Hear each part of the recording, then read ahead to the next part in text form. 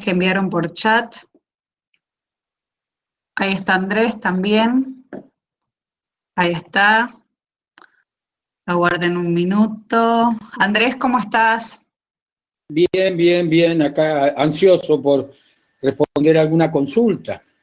Buenísimo, Lo bueno de esto buenísimo. es la posibilidad de interactuar, ¿eh? Perdóname. Sí, sí, sí. Se te escucha perfecto, Andrés. Bueno, bárbaro.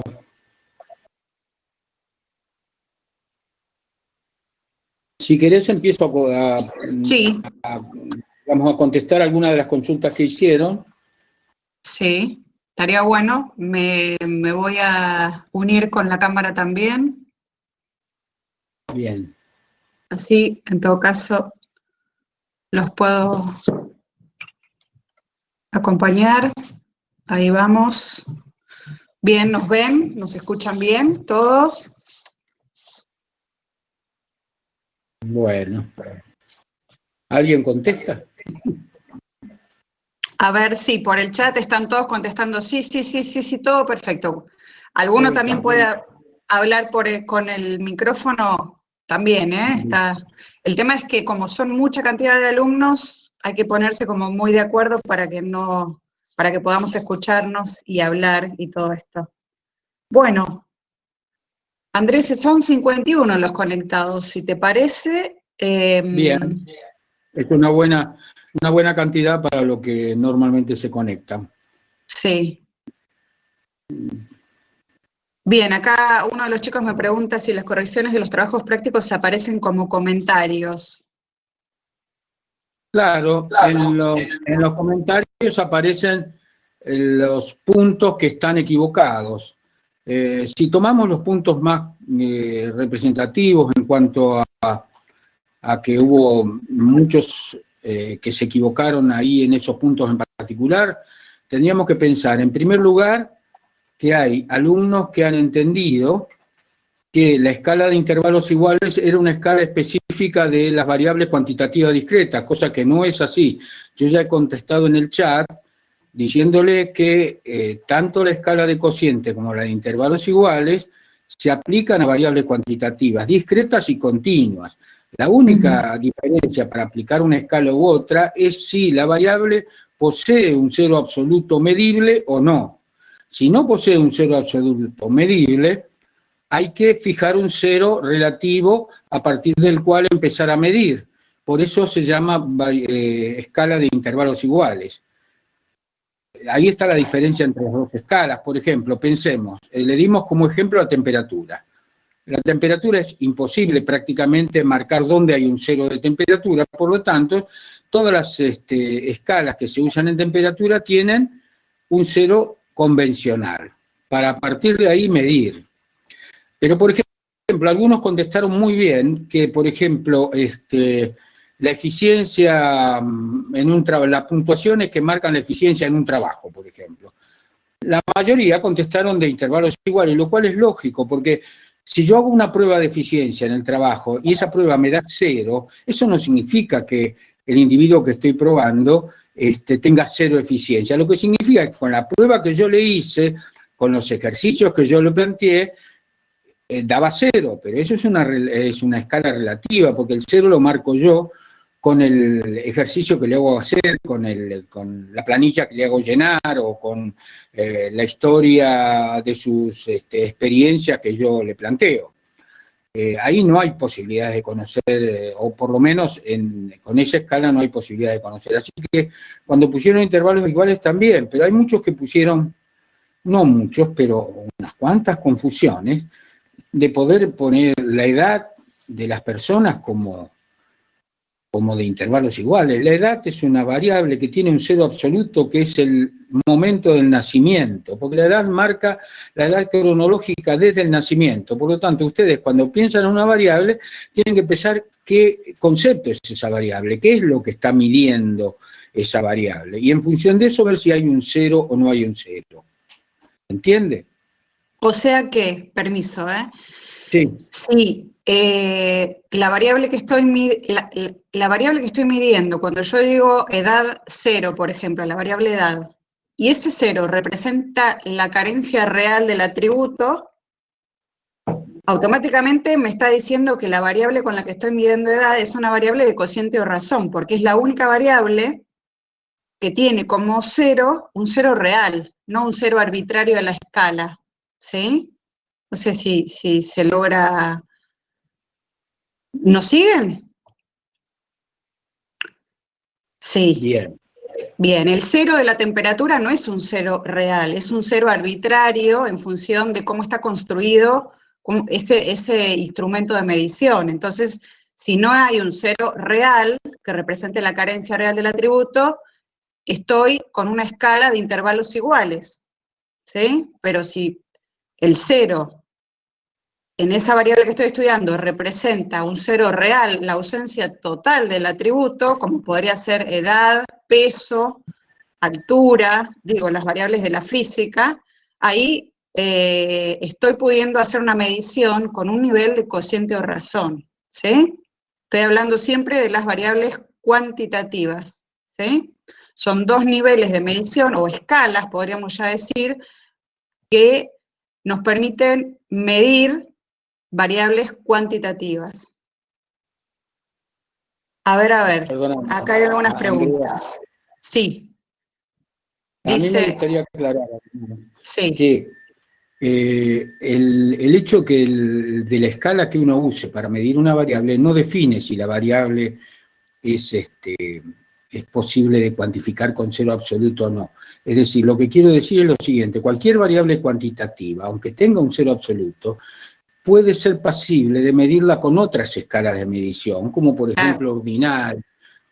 Y eso no significa que la variable deja de ser cuantitativa. Sigue siendo una variable cuantitativa, pero medida en una escala inferior a la que significa la escala de cociente, ¿no es cierto? Nada más. Por eso es que había una pregunta que decía si una escala cuantitativa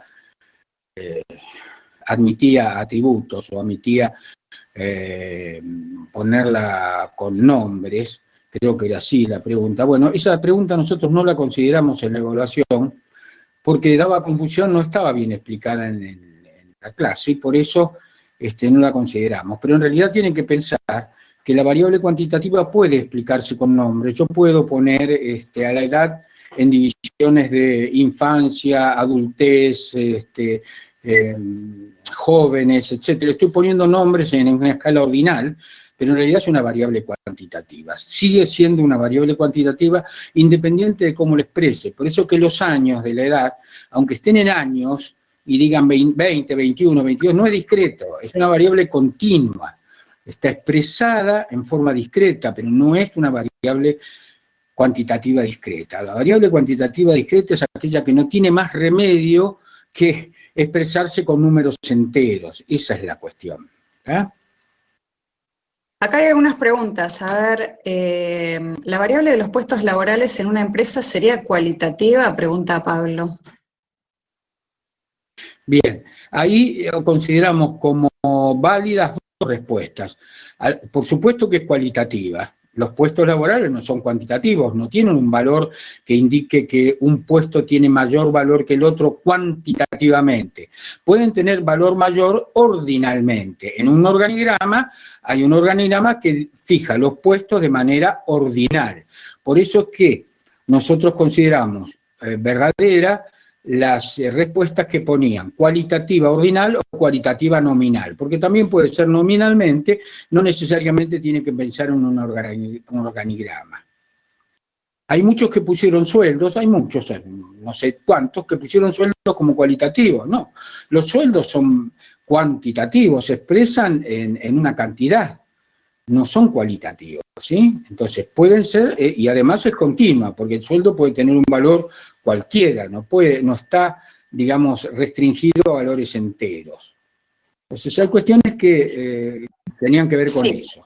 Hay otra de las chicas, Tania, pregunta, a ver, una variable cualitativa no puede ser expresada con números, dice. En realidad sí. Lo que pasa es que ese número no está representando una cantidad, es lo mismo que equivale a un nombre, podría ser un número, podría ser un nombre o un código, ¿sí? Fíjate, Nosotros le pusimos ejemplos en el número de legajo, el número de documento de identidad, el DNI, son números que están representando la identidad de una persona, que es totalmente cualitativa, no existe ahí, ni incluso tampoco es ordinal. Representa una identidad, o sea, estar suplantando un nombre. Y cuando se trabaja en computación, haciendo estadísticas, muchas veces se codifica, porque no se puede trabajar con nombres, entonces por ahí el sexo se pone masculino 0, femenino 1, y se trabaja de esa manera. Eso no significa que la variable sea cuantitativa, la variable es cualitativa expresada en números. Otra de las chicas, mira esta pregunta que apareció, un error muy frecuente, ¿sueldo es ordinal? Claro, no es ordinal, porque para que sea ordinal el sueldo tiene que estar puesto como bajo, alto, medio. Pero si yo pongo sueldo, los sueldos se supone que son valores. Por ahí tendríamos que haber puesto la pregunta sueldos en pesos, pero claro. Se entiende, cuando se habla de un sueldo, se habla de un valor, no es escala de sueldo. Si yo pusiera escala de sueldo, por ahí es ordinal, porque habría sueldos bajos, medios y altos. Claro. O nivel de remuneración, y entonces ahí podríamos jerarquizar. A mí me gustaría aclarar algo que hablábamos, Andrés, hace un ratito, que era a la hora de pensar los niveles de... Primero, cuando pienso en las variables, lo primero que tengo que identificar es de qué tipo de variable se trata, ¿no? La clasificación general de las variables, que es o bien cualitativa o bien cuantitativa. Y dentro de las cuantitativas, si son discretas o continuas. Eso es un aspecto que tengo que identificar inicialmente, ¿sí? ¿Qué tipo de variable, con qué tipo de variable estoy trabajando? Ahora, la forma de medir cada una de esas variables serían los niveles o escalas de medición. Y esta sería como la segunda columna que tuvieron que completar en el trabajo práctico 1, en el segundo problema. ¿Sí? Lo digo porque hay gente que cuando tuvo que completar la columna de nivel de medición, puso algo que no tenía nada que ver con niveles de medición. Entonces, una vez que yo tengo identificado el tipo de variable, lo que tengo que pensar es hasta qué nivel o escala, ¿no?, admite ser medida la variable en cuestión. Porque en definitiva, aún cuando estoy trabajando con ya identifico una variable cuantitativa y entonces digo, bueno, serán algunos de los niveles o escalas para medir estas variables, la de intervalos iguales o la de cociente de razón. Pero esa variable, al principio, ha tenido que pasar por los niveles más iniciales, digamos, ¿no? Digo, al principio ha tenido que pasar por la clasificación, que es propia de un nivel nominal.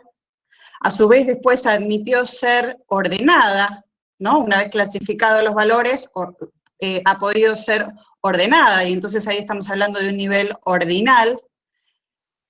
Después ha podido ser medida a través de una escala de intervalos iguales, ¿sí? O sea, yo, en la medida que voy identificando los niveles de medición de las variables o de la variable en cuestión, tengo que pensarlo en función de hasta dónde admite ser medida esa variable, ¿sí?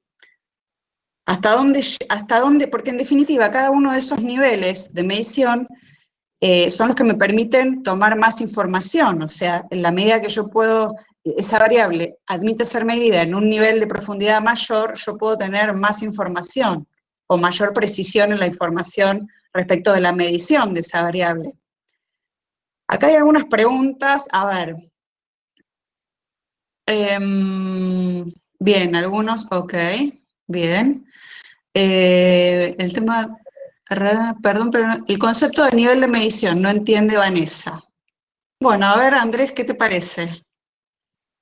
A ver, cuando lo que estaba diciendo Andrea, lo continúo. Es decir, cuando yo identifico aquella variable que tengo que de alguna manera averiguar en mi investigación, quiero ver cómo se comporta, lo primero que tengo que pensar, como dijo Andrea, si es cuantitativa o es cualitativa, si es discreta, si es continua, etc. Después tengo que pensar cómo la voy a medir. A veces existen instrumentos ya estandarizados, lógicos. Si quiero medir una longitud, tengo el metro, si quiero medir el peso, tengo la balanza, es decir, tengo instrumentos. A veces hay otros Hay otras cuestiones que ustedes saben muy bien que la miden a través de algún tipo de test de determinación de laboratorio, por ejemplo.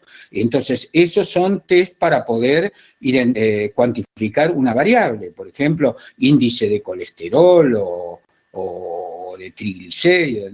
Yo no entiendo mucho de esto, pero me imagino que existe para todo eso un test de análisis. Lo que tiene que pensar es si esos test realmente tienen un cero absoluto o no, para lo cual uno tiene que ir al origen del test y ver realmente si ahí hay un cero absoluto o no hay un cero absoluto. Cómo se definió la escala, y eso voy a saber si es una escala de intervalos iguales o de cocientes. Nada más que eso. En general, los que desarrollan un instrumento de ese tipo de medición, generalmente fijan un cero relativo, porque de esa manera pueden mirar, cuantificar la variable a partir de un cero relativo, pero puede ser que existan instrumentos con cero absoluto, no lo sé. Si yo mido una concentración, evidentemente tengo un cero absoluto, porque cuando no hay nada de la sustancia que estoy midiendo, evidentemente la concentración es cero, pero no sé cómo pasa en otro tipo de variables. Pero la cuestión es esa. Es decir, una cosa es la variable y otra cosa es cómo la voy a medir. Y cómo la voy a medir es el nivel de medición que voy a utilizar. Para eso la estadística, que en realidad es la matemática, me dice que hay 4 formas de poder medir las variables y son los 4 niveles de medición que nosotros le estuvimos diciendo. 2 para cualitativas y 2 para cuantitativas. O sea, cuando hablamos de instrumento, ya estoy dentro de la medición de las variables cuantitativas, ¿sí? Porque ahí Vanessa pregunta, o sea que sería el instrumento con el cual se mide esa variable. Claro, en el caso de variables cuantitativas nos vamos a remitir a instrumentos, pero en el caso de variables cualitativas no vamos a hablar ni de escalas, ¿no? Por lo general, claro, lo que pasa es que ustedes, los alumnos, por supuesto, están acostumbrados a trabajar en una ciencia que tiene que ver con la química, la medicina, la farmacología, pero si van a investigaciones sociales, ustedes van a ver que hay variables cualitativas que se pueden medir cuantitativamente y se hace a través de las encuestas. Las encuestas que se hacen en general, donde a ustedes les figuran una respuesta para elegir las respuestas que a ustedes les parece conveniente, después esa respuesta se transforma cuantitativamente en un valor y se trabaja cuantitativamente. O sea que aún así hay variables cualitativas que se pueden trabajar cuantitativamente a través de este instrumento. La encuesta o el cuestionario es un instrumento para cuantificar algo cualitativo. Así que también es posible, pero en general, como se trabaja en farmacia o en bioquímica, en general no existen ese tipo de variables, son todas variables en general cuantitativas, ¿no es cierto? Cualitativas son si en realidad están haciendo una investigación donde es válido el sexo, por ejemplo, o es válido algún tipo de patología que tiene el paciente y lo estamos dividiendo por distintos tipos de patología, ahí tenemos una variable que no es cuantitativa, por supuesto. Bien. Bueno.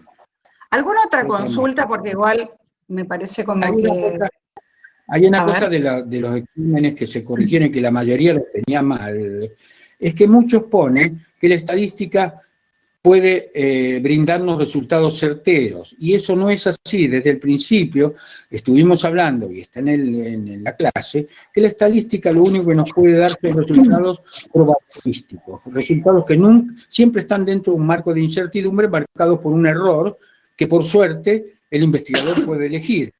Pero esa es la cuestión, es decir, la estadística nunca me va a proporcionar resultados certeros. Los resultados certeros se obtienen en el laboratorio, nunca a través de la estadística. Entonces, por eso corregimos en muchos casos eso. Otra cuestión que apareció también y que lamentablemente no estaba en la clase, pero yo pensé que muchos lo contestaron bien, pero porque apelaron a la intuición, es si un gráfico sacrifica precisión para ser más sencillo y claro.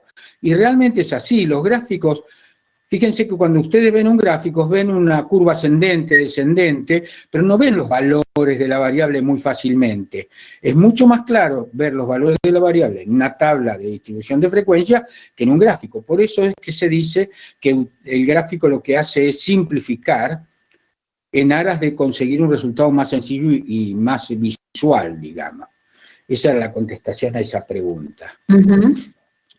Bien, alguien había preguntado, Andrés, alguien había preguntado sobre el Estado civil, el ejemplo del Estado, a ver cuál era.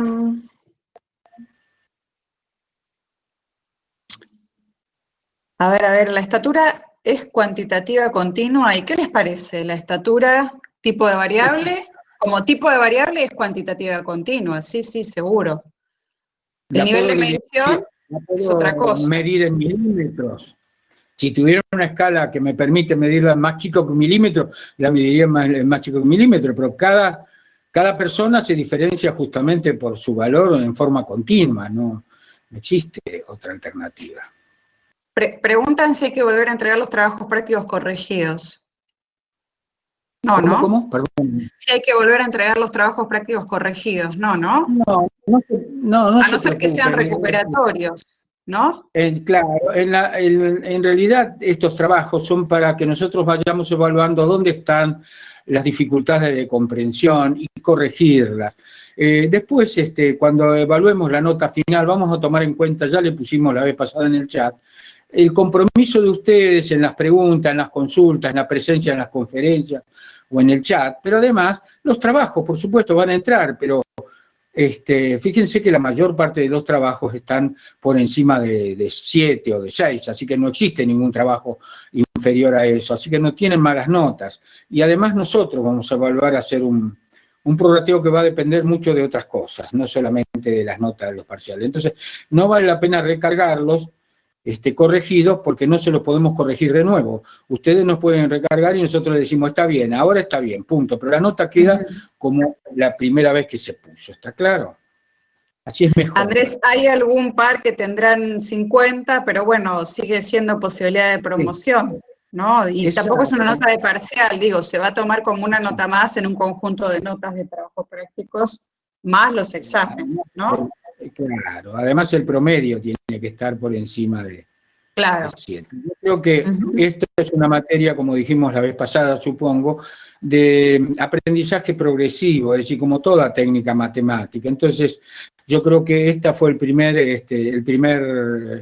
digamos, ensayo sobre la materia. Después vamos a ir de a poquito comprendiendo cada vez más. Y bueno, por eso es que es importante que ustedes no salteen clases, porque si no en la clase siguiente no van a entender de qué estamos hablando. Esta es progresiva el aprendizaje. Profe, en cuanto a algunos preguntaron sobre el trabajo práctico 2, que también tiene que ver con la clase 1. ¿Por qué? Porque en realidad ahí le pusimos 3 problemas a investigar, 3 situaciones problemáticas, para que ustedes piensen directamente con su experiencia. Quizá, si quieren, busquen algo en internet, pero me parece que los problemas eran suficientemente cotidianos como para entender cuáles serían los factores que habría que medir para investigar eso que estamos poniendo ahí como problemática. ¿Cuáles serían las variables? Y si esas variables son cuantitativas, si son cualitativas, qué escala de medición podríamos usar. Todo eso aplicando los conocimientos que estuvimos hasta ahora. Son 3 situaciones problemáticas donde tienen que empezar las variables, el tipo de variables, el nivel de medición, cuál es la población, cómo se podría obtener la muestra. Todo eso ya lo saben desde la clase 1, así que tómense el tiempo, tranquilos, y analicen cada uno de los problemas y nos dicen cómo analizarían cada problema, ¿está? Carolina pregunta si hay que elegir una de las 3. En realidad, el ejercicio sería sobre las 3 situaciones, un poco para que hagan gimnasia también, ¿no? Esa es la idea. Claro, porque esto se aprende practicando y pensando y aplicando y volviendo al apunte y haciendo, o sea, es un poco así esta materia. A ver. Sí, o sea, no tengan miedo en hacer los ejercicios, al contrario. Bueno. Bien, ¿Alguna otra? Por eso es importante lo que vos dijiste, y es que es una materia que necesita aprendizaje práctico. Entonces, por eso estamos poniendo esas situaciones, para que vayan pensando cómo se investiga estadísticamente. Perdón, me corrijo. En la consigna dice Analizar en no más de 2 carillas una de las situaciones problemáticas. Ok, entonces tienen que elegir una. ¿Está bien, Andrés, eso? Bueno, Yo había bueno, interpretado, yo no me en acuerdo. otra época hacíamos todo juntos, pero bueno. Esperemos que no elijan todos la misma, porque entonces vamos a saber que se han pasado la información y no lo podemos calificar bien, ¿eh? Sí, traten de hacerlos individualmente. Digo, es como una manera de aprender y en todo caso, una vez que lo hacen y después, entonces sí socializarlo, pero traten de esa gimnasia hacerla individualmente porque les va a servir mucho. Sí, y que nos consulten a nosotros. Ya les Dice, puse en el chat que nosotros sí, vamos a poner un foro de consulta específico para la tarea número 2, así que pueden consultarnos a nosotros, porque es la perfecto. forma en que van a poder aprender. No consultarse entre ustedes, pueden hacerlo, pero en realidad lo ideal sería que nos consulten a nosotros para ver nuestras respuestas, ¿eh? Antes de De hecho, en ese entregar el... foro va a quedar visible, está bueno, porque además lo puede leer un compañero que tiene la misma duda, me parece como que va a estar más ordenado hacer foro por cada una de las actividades que tengamos, ¿sí? Y público. O sea, no es que le vamos a decir la respuesta a ustedes, pero los vamos a orientar y va a estar bueno. Un mínimo de variables para el trabajo práctico número 2, Andrés. Mínimo de variables, no, que piensen todas las que se les ocurre. Cuando uno investiga, tiene que tener mucho cuidado en no dejar afuera alguna variable que es importante para poder tener un buen resultado del problema. Entonces, ojo, hay que pensar, hay que hacerse preguntas sobre ese problema. Ustedes se hacen preguntas y en las preguntas van a surgir las variables que necesitan investigar. Bien. A veces son en 2 o 3 variables se resuelve y a veces hace falta un poco más. Bien. Respondo algo que aparece en el chat. Para el que pregunta Pablo, Ignacio pregunta si hacen los 3. Elijan una situación. Si quieren hacer 2 o 3, adelante. Mejor, están practicando. Por otro lado, María Soledad, no se puede subir el archivo como adjunto en la tarea 2. Terminamos la conferencia y lo revisamos y en todo caso lo habilitamos. Lee los mails de Canvas. ¿Qué sería, Vanessa, los mail, al mail institucional? ¿Al profesor le mandaste algún mail o qué? A Vanessa le pregunto.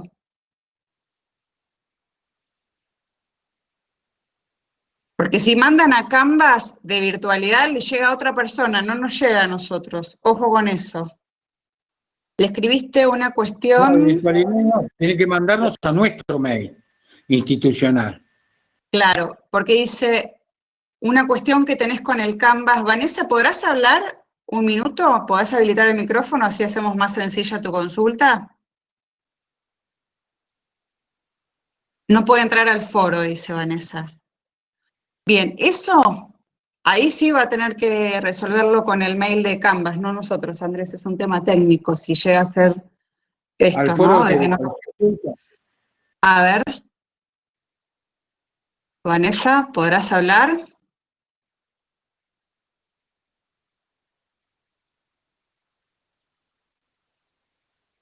Sí, pero mandé para resolverlo y no puedo. La verdad es que... ¿No puedo abrir el micrófono? Sí, me está hablando por el chat. Vanessa, ¿vos podrás hablar con el micrófono para escucharnos, que va a ser más práctico?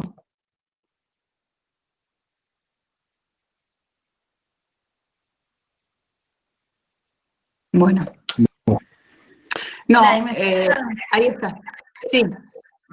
¿Me escuchan ahí? Perfecto. No, porque tengo un problema con la computadora, que no me habilita entrar a los foros. O sea, te mandé un mail al mail de la ayuda de los técnicos del Canvas, y lo pude entrar y escribir en el foro desde el mail, digamos. Pero después no me aparece si los leyeron, si nada, y no puedo ver tampoco lo que escriben mis compañeros. O sea, no me lo permite, no sé por qué, no sé si es por la actualización de la computadora, no sé por qué, pero no me permite entrar a los foros. Vos, Vanessa, entrás a foro de discusión primero y buscás foro de consulta. Sí, pero cuando abro, que hago clic en donde dice los foros, no me abre la pestaña donde están todos los foros, con los comentarios suyos de mis compañeros, no me lo abre. No lo abre. No te abre, no te carga los mensajes, digamos, de los foros. Claro, nada, no lo abre. Te Yo le te mandé un digo mail que en foro de explicándole. consulta, perdóname, Vanessa, en foro de consulta, Sí. en este momento de esta materia, hay un solo mensaje. Es una alumna que consultó a los compañeros, no nos consultó a nosotros. Y es el único mensaje que hay. Así que, Y en bueno, el ahora foro de cuando hablemos, presentación, vamos a abrir foro específico para la tarea, veremos qué te pasa. Y si no, manda un mail, por favor, mandanos un mail, un correo. claro, bueno, les mando un mail porque me pasó también que para avisarles con el tema de subir los archivos, yo lo tuve que subir desde el trabajo desde el hospital, pero lo subí el miércoles recién. Lo pude subir bien, no tuve problema, pero desde mi computadora en mi casa no me deja tampoco. Tengo un tema con el que la compu que tengo no tiene espacio. Anne, vas a tener que, yo diría, podés seguir mandando consultas y todo, pero es muy probable que Canvas necesite una computadora no muy vieja y con bastante memoria, te digo, porque a mí me pasó y yo ahora, si no podía y me tiraba carteles, además, digo, eso vas a tener que verlo de alguna forma vos también. Yo estoy entrando a conferencia con el celular porque no puedo entrar con mi computadora a conferencia tampoco. Así que Claro. también tener razón, Andrea, es un problema de calidad de computadora también. Sí, Canvas tiene esos requisitos como plataforma. Sí. Bueno, listo, igual yo cualquier consulta hasta que pueda ver cómo mejora la tecnología, ¿tienen un mail como para mandarlo o se mandó la consulta? Si vos nos la mandás a nosotros, yo lo mando a Canvas, digo, lo podemos remitir, pero creo que nosotros habíamos subido en anuncios, uno de los mails, creo que está el mail para escribir a Canvas, por alguna cuestión respecto de la plataforma. Sí, Yo lo que hice fue contestarle al profesor Andrés un mail del que mandó avisando con las notificaciones de las materias. Tengo a mi nena que está jugando acá. Le respondí al mail que me había mandado él. Pero además, Andrea, nosotros en el chat de la semana pasada pusimos nuestras direcciones de mail institucional. Entonces, cualquier alumno puede entrar desde su Outlook y mandarnos un mensaje a ese mail y nosotros lo vamos a recibir. No necesariamente tienen que tener Canvas para eso. ¿Está? Listo, perfecto. Gracias. Bien. Bueno, si no hay más consultas, podemos entrar en la clase próxima. ¿Qué les parece? Sí. Una duda más tiene Ana, a ver. Sí. Está escribiendo, ¿eh? Bueno, está bien. Sí. No Alguien había puesto en el chat que tenía una duda entre lo que sería unidad de análisis y población. ¿Puede ser que leía algo de eso? Perdón, Ana dice, un sistema en estudio es un conjunto de elementos interrelacionados. ¿Y qué te parece, Ana, si era verdadero o falso? ¿Qué les parece?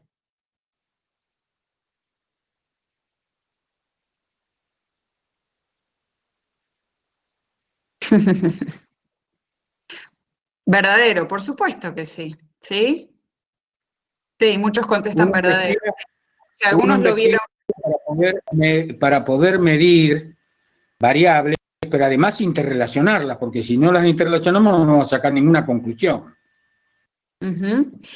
Antonella era la que había preguntado la diferencia entre unidad de análisis y población. Hola, profe, ¿se escucha? Sí. Hola, buenas tardes. Sí, yo había preguntado lo de unidad de análisis y población. No entendía bien la diferencia entre cada uno para realizar el trabajo 2. Bien. Yo elegí el C y había puesto como población a las empresas que van a tomar a las personas, o sea, las que realizan la entrevista, y como unidad de análisis, cada persona en particular. Ajá. No, si vos pones como población a las empresas, la unidad de análisis es cada empresa en particular. Vos vas a tener que sacar una conclusión sobre cada empresa en realidad. Porque como el enunciado del C... Si vos pones como población todos los empleados de todas las empresas, entonces sí podés poner como unidad de análisis cada empleado de las empresas. ¿Está bien? Claro, porque depende de cómo en realidad definís la población, son las unidades de análisis. Sí. Antonella, ¿estabas? Claro, no, yo me había confundido porque el enunciado pedía la relación entre las personas que realizaban la entrevista con las personas que ingresaban a la empresa. Entonces, como que no sabía cuál de las dos era la unidad de análisis y cuál la población. Pero ya está. En realidad, el concepto, perdón, Antonella, el concepto de unidad de análisis es la unidad elemental en la que puede dividirse la muestra, ¿no? Sí. Y siempre, como dice el profesor, se define en función de cómo defino la población. Si la población son personas, mi unidad de análisis va a ser esa persona. Más chico que eso no lo puedo dividir, y si hablo de un sector, ya estoy cambiando la definición de población, porque la población la definí en función de personas. Si yo defino la población en función de empresas, entonces la unidad elemental más pequeña es cada una de las empresas que componen mi muestra. ¿Se entiende eso? Sí, o sea, es como la unidad elemental en la que puedo dividir los componentes de la muestra. Pero siempre eso se piensa en función de cuál fue mi definición de población. Claro, entonces serían ambas correctas. O sea, puedo elegir cualquiera de las dos. Perdóname, Antonella, también hay que pensar los objetivos. Si el objetivo es analizar a las empresas en cuanto a sus exigencias para el ingreso de sus personas, yo estoy tomando ahí a las empresas como unidad de análisis y voy a sacar una respuesta por empresa. Mientras que si el objetivo es analizar qué condiciones debe reunir una persona para entrar a una empresa, estoy hablando de las personas. Depende del objetivo que me fije también, ¿eh? Ok, perfecto. Gracias. No, de nada. Acá, Andrés, los chicos estaban preguntando si podíamos subir para las próximas clases el material teórico con unos días de anticipación, o sea, no justo el día muy cerca de la clase. Sí, lo podemos hacer, ¿no, Andrés? Sí, por supuesto. Por eso hoy subimos la clase. Hoy subimos la clase, para lo cual van a tener un trabajo práctico, lo vamos a subir a fin de semana, cuando venza el otro trabajo práctico, o digamos el lunes de la semana que viene, le vamos a subir un trabajo práctico que corresponde a la clase de hoy. Entonces tienen toda esta semana para leerla, para preguntar, para consultar, y la semana que viene hacen el trabajo práctico, y así vamos a hacer con todas. Ponemos una semana antes la clase y a la semana siguiente el trabajo práctico, a ver qué les parece. Porque en realidad son cosas muy sencillas y muy rápidas. Por ejemplo, este trabajo práctico es muy sencillo, el que tienen que hacer, y la clase 2 también es muy clara y muy sencilla, así que no van a tener problemas. Respondo, Andrés. Ignacio, para cerrar el tema que veníamos hablando, dice, o sea que la unidad de análisis y la población pueden coincidir, pregunta. No, por favor. Hagan de cuenta que están trabajando con conjuntos. Claro. El conjunto mayor es la población, un conjunto menor es la muestra, y la unidad de análisis cada individuo que compone la muestra y la población, por supuesto, porque como unidad de análisis puedo elegir cualquiera de la población, entonces toda la población está compuesta por unidades de análisis. Hagan de cuenta que hacemos un ejemplo. A ver, yo estoy estudiando, por ejemplo, el aprendizaje de los alumnos de segundo año, o de, no sé en qué año está bioestadística en la carrera de farmacia, y para eso tomo como población a todos los estudiantes que están cursando bioestadística. Pero para no analizar el rendimiento de todos, voy a elegir al azar en cada comisión 5 o 6 personas para que compongan la muestra, pero todos los estudiantes que están cursando estadística son unidades de análisis. Después, al elegir la muestra, me quedan como unidades de análisis en las cuales voy a trabajar las de la muestra. Entonces, evidentemente, la mínima parte sobre la cual puedo trabajar es la unidad de análisis, que es de donde yo saco la información. La información la obtengo de la unidad de análisis. Bien. Por eso también Hola, se buenas llama unidad noches. experimental. Tengo una consulta. Yo elegí la opción del punto 2 de la determinación del porcentaje de ausentismo por motivos de los empleados de la empresa de transporte. Yo tengo una duda con respecto a cómo la obtención de la muestra. O sea, yo la obtengo ¿de qué manera? O sea, como yo la haría el censo de los motivos, digamos. ¿Cómo? ¿Cómo Carla. obtendría la muestra? Sí. Bueno, Carla, pensá en lo siguiente, siempre esto es imaginación. Suponte que en el lugar donde estás analizando hay 50 empresas de transporte, donde cada una tiene 200 empleados. Bueno, podés analizar a todos los empleados. Entonces, todos los empleados de las empresas de transporte son tu población, pero vas a tener que elegir una muestra para poder analizarlo. Entonces, ¿qué vas a hacer? Te tomás un sistema, ¿te acordás del análisis de azar sistemático? Como una empresa y digo, bueno, voy a elegir 20 empleados, perdón, 5 empleados de cada empresa. ¿Son 50? 5 empleados de cada empresa para tener 250 unidades de análisis de la muestra. Entonces, esos 5 empleados tengo que ver con qué método lo elijo. Tengo azar sistemático, azar simple. ¿Ves lo que te parece mejor para elegirlo? ¿Me entendés? O por el apellido o por un bolillero donde pongas un número de cada uno, porque cada uno tiene seguramente un legajo, entonces vas a poder usar un bolillero, no sé. Fíjate, es cuestión de imaginar. Y no pienses que esto es una cosa que tiene una sola respuesta. Claro, es imaginar y ver qué puede hacer. Yo, de hecho, ahí, Andrés, les escribí por el chat porque estaban preguntando si podían elegir cualquier tipo de muestreo. Yo les dije que sí, pero también piensen en su viabilidad, o sea, imagínense la situación, ¿no? Para ir definiendo con qué tipo de muestreo avanzarían. Claro. Claro.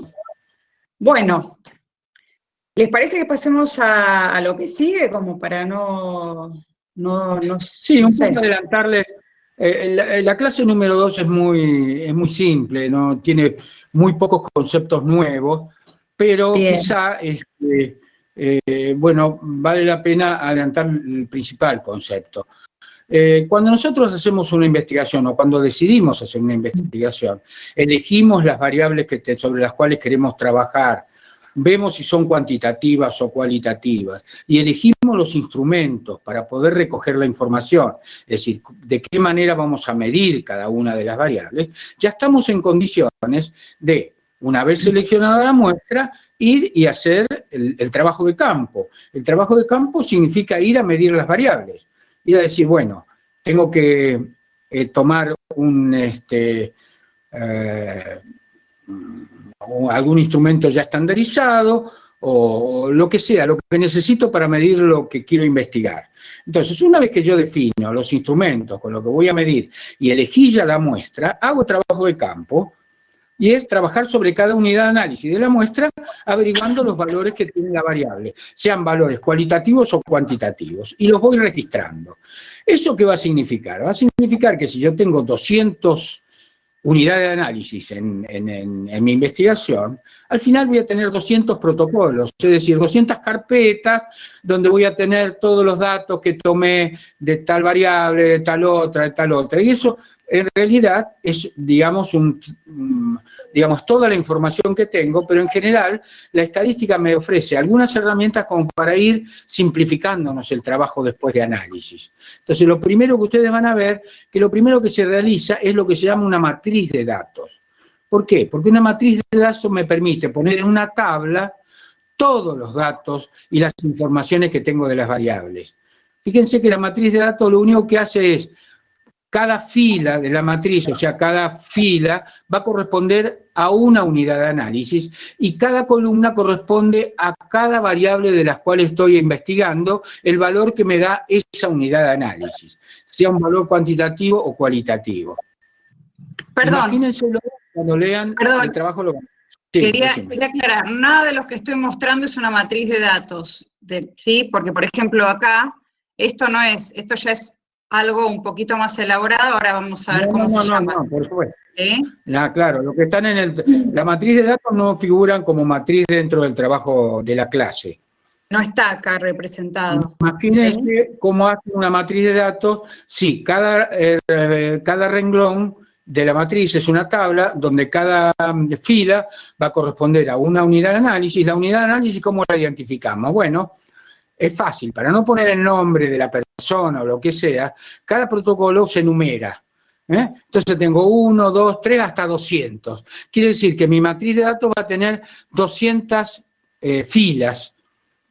Y ahí voy a poner en cada columna el sexo, la edad, la cantidad de veces que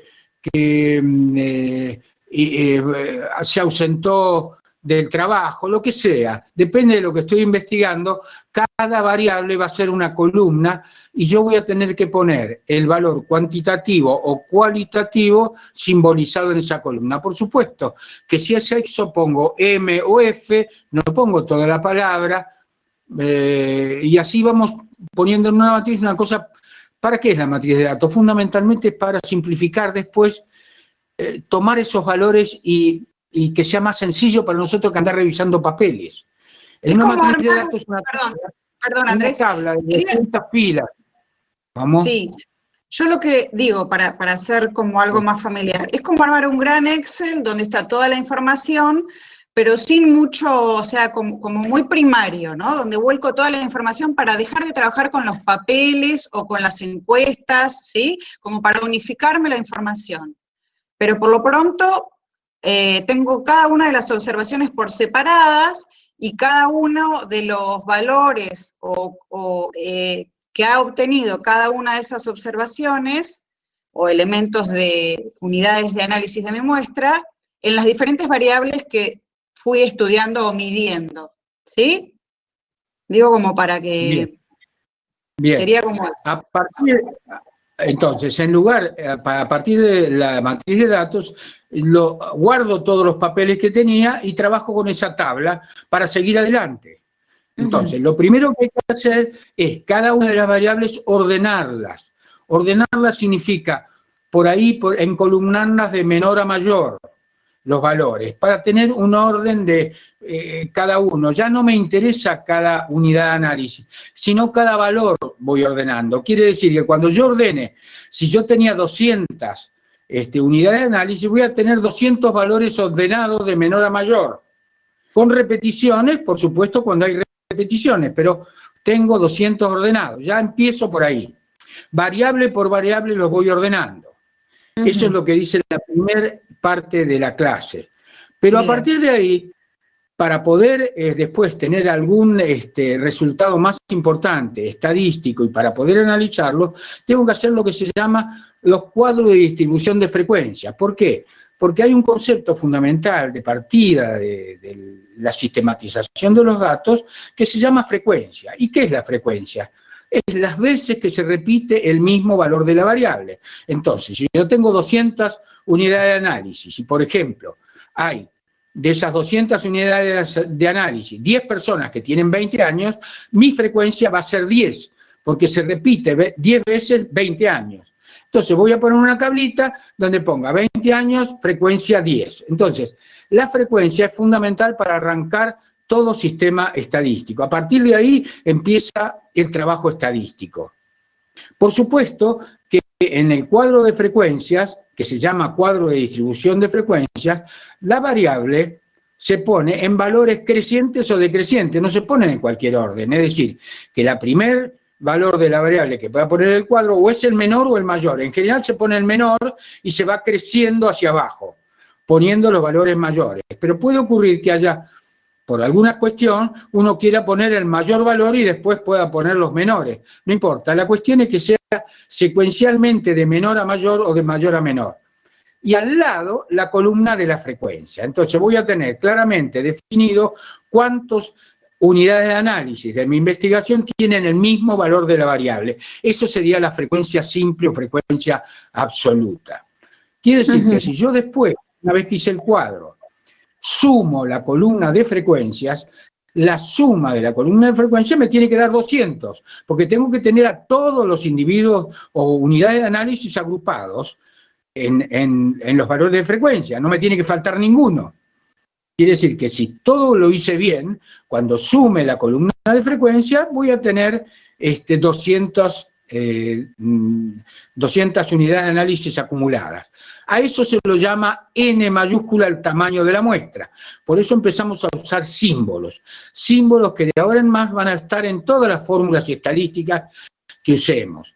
N mayúscula significa tamaño de la muestra, la cantidad de unidades de análisis que están en la muestra que estoy analizando. ¿Sí? F es la cantidad de veces que se repite el mismo valor de la variable, sea valor cuantitativo o cualitativo. Y la frecuencia absoluta o simple, que es la que estuve explicando, se pone como F minúscula directamente. Eso quiere decir frecuencia absoluta o simple. ¿Por qué? Porque después ustedes van a ver en el trabajo, en la clase, que existen otro tipo de frecuencias que ya se calculan a través de la frecuencia absoluta. Por ejemplo, existe la frecuencia relativa, que sale de dividir la frecuencia absoluta por el tamaño de la muestra. Ustedes van a ver que dicen en trabajo práctico, ¿qué significa eso? En la clase, ¿qué significa eso? Significa que yo estoy, en realidad, al dividir la frecuencia por el tamaño de la muestra, lo que estoy determinando es la fracción de la muestra que tiene el mismo valor de la variable. Si la muestra total es 1, esa división me va a dar la fracción de la muestra que tiene el mismo valor de la variable. Es como si yo dividiera la muestra en fracciones al hacer la frecuencia relativa. ¿Y qué importancia tiene la frecuencia relativa? Y eso quizás lo único que me interesaría que capten perfectamente, es que esta frecuencia me permite hacer comparaciones con otras investigaciones que tienen otros tamaños de muestra, donde estoy comparando la misma variable, pero con distintos investigadores o investigaciones que ya hice previamente. ¿Por qué? Porque si yo trabajara con la frecuencia absoluta, ahí dependo del tamaño de variable. No puedo comparar la frecuencia absoluta de una investigación con otra si tienen distinto tamaño de variable, porque evidentemente una variable una muestra más grande me va a dar una frecuencia mayor. Eso no significa que esa variable tenga mayor presencia en esa muestra. La presencia de esa variable, de ese valor de la variable, la muestra me lo va a dar la frecuencia relativa. Y si la pongo en porcentaje, la frecuencia relativa, que es simplemente multiplicar por 100, sé el porcentaje de cada valor de la variable que tengo en la muestra, con lo cual puedo comparar, por ejemplo, la cantidad de jóvenes de 20 a 30 años que existen en la ciudad de Buenos Aires con los que existen en la ciudad de Montevideo, porque ahí voy a calcular la frecuencia, voy a poder calcularlos con la frecuencia relativa porcentual. No me interesa que el tamaño de la ciudad de Buenos Aires sea mayor que la de Montevideo, sí el porcentaje de jóvenes de 20 a 30 años. Entonces eso lo voy a sacar con la frecuencia relativa. A ver si se entendió y si vos querés, Andrea, explicar. Sí, yo les estoy mostrando este documento, es la clase, este archivo, sí, que tiene otro ejemplo diferente, porque fíjense que acá el tamaño de la muestra es 100, es un número muy sencillo a la hora de calcular la frecuencia relativa o la frecuencia relativa porcentual. El profesor está hablando de un ejemplo donde el n, o el tamaño de la muestra, o la cantidad de observaciones, será igual a 200. Y tomando esto que decía el profesor, de que la utilidad de la frecuencia relativa, o la relativa porcentual, nos permitía comparar investigaciones, o sea, muestras de investigaciones diferentes, o muestras en una misma investigación, pero que en definitiva, no importa qué tamaño tengan, ¿sí? Lo que tengo que pensar cuando utilizo, o sea, ¿por qué me sirve calcular, ir un poquito más allá y no quedarme en la columna de frecuencia absoluta, que es la que surge del conteo simple de observaciones? ¿Y por qué necesito la frecuencia relativa o relativa porcentual? Porque me permiten conocer qué proporción o qué porción de ese entero, en esos términos lo estoy pensando, ¿sí? A ese conjunto de observaciones. Y me independizo del tamaño de la muestra. No importa si tengo una muestra de 300 observaciones, de 50 observaciones, de 100, ¿sí? O sea, me independizo de eso y pienso en relación de qué porcentaje de la muestra, o qué proporción, o qué porción en el caso de la frecuencia relativa, ¿sí? Eso es importante, porque si no, uno lo empieza a hacer automáticamente y no entiende la utilidad bien de por qué tiene sentido trabajar o calcular una frecuencia relativa o relativa porcentual, ¿no? Que en realidad son dos conceptos iguales, uno como proporción, ¿sí? Fíjense que siempre es 0, y la sumatoria de todas esas proporciones, o yo digo de porciones de la torta, tiene que ser igual al entero, siempre me va a dar 1 o muy cerca de 1, si es que no lo hago exacto, con todos los decimales, y en el caso de los porcentajes, la sumatoria va a ser igual al 100%, o sea, la totalidad de la muestra, ¿sí?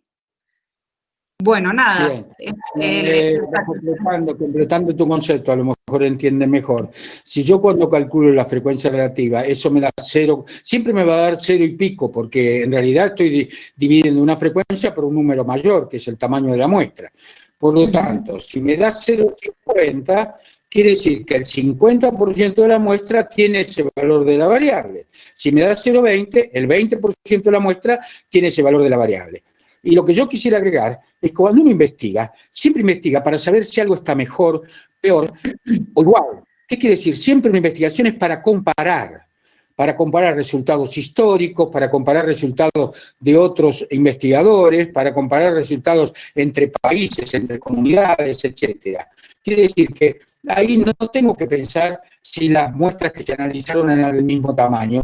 Directamente trabajo con la frecuencia relativa o la relativa porcentual y sé que la comparación me va a dar perfecto. ¿Está?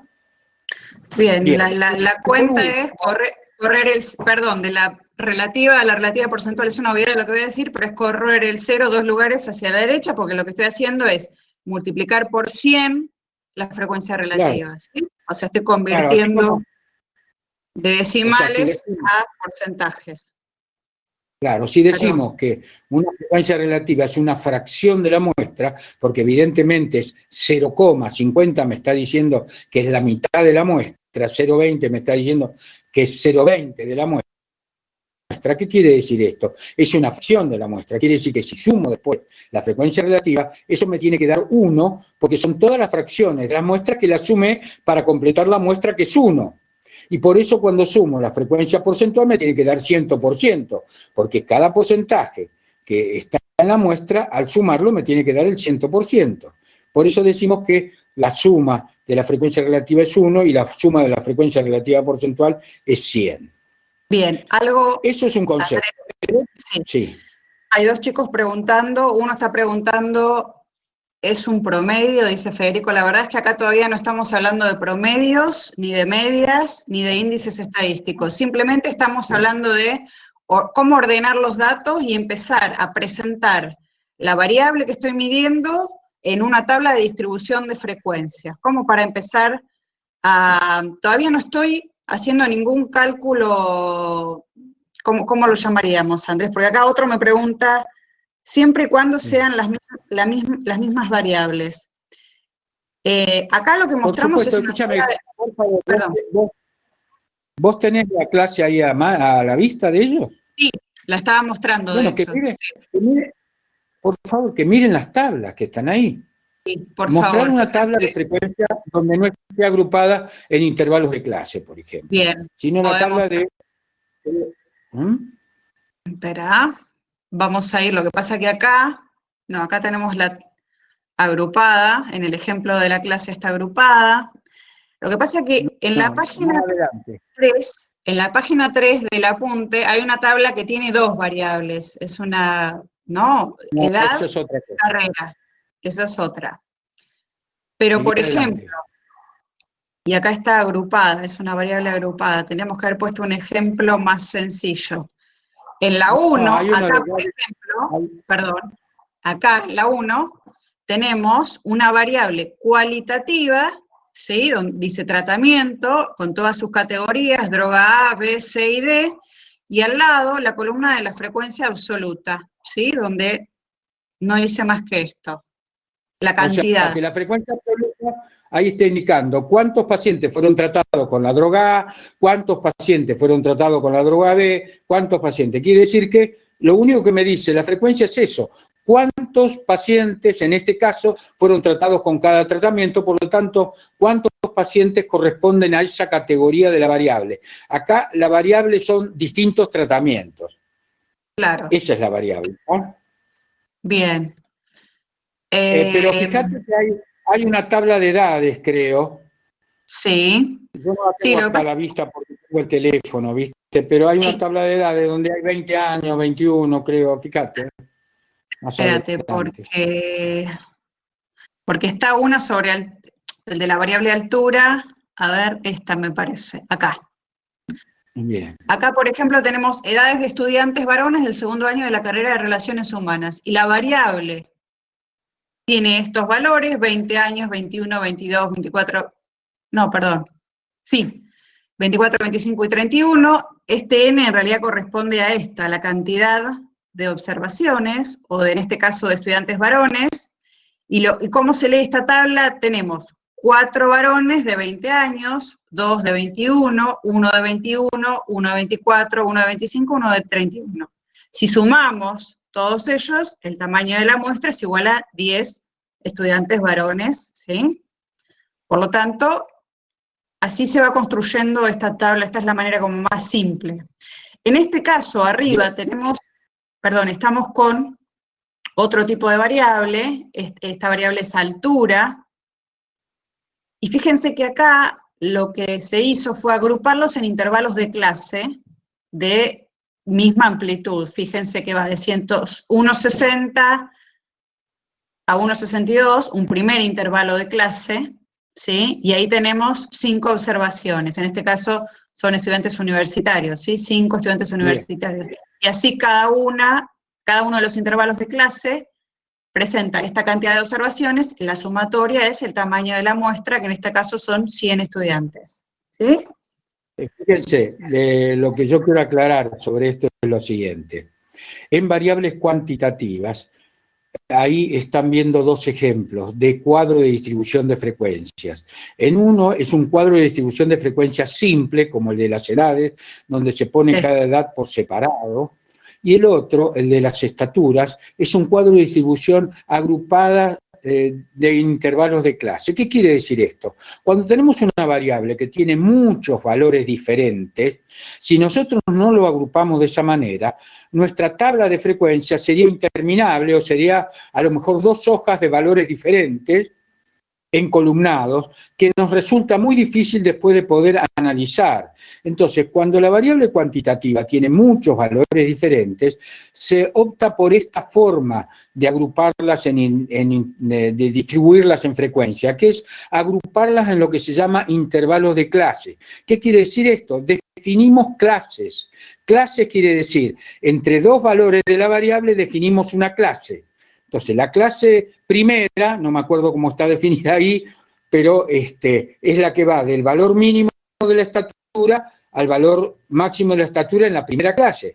Después tenemos la clase segunda y así lo que hacemos después es, cuando vemos la frecuencia, es tomar todos los que están adentro de esa clase y agruparlos y decir, bueno, la frecuencia es esta, todos los que miden entre estos 2 valores de la misma clase. ¿Se entendió ahí? O vos que tenés a mano la tabla, en todo caso, explicarlo un poco mejor.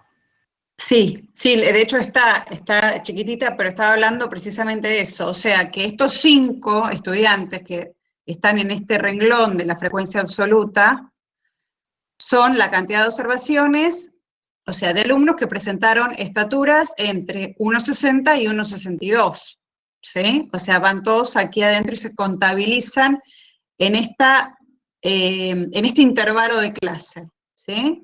Y así cada uno o sea, los 18 que figuran en el segundo renglón son los que se contabilizan, o sea, son los estudiantes que tienen entre 1,63 y 1,65, ¿sí? Es una manera de sintetizar y resumir aún más los datos que tomé, que medí, ¿sí? Las mediciones que realicé.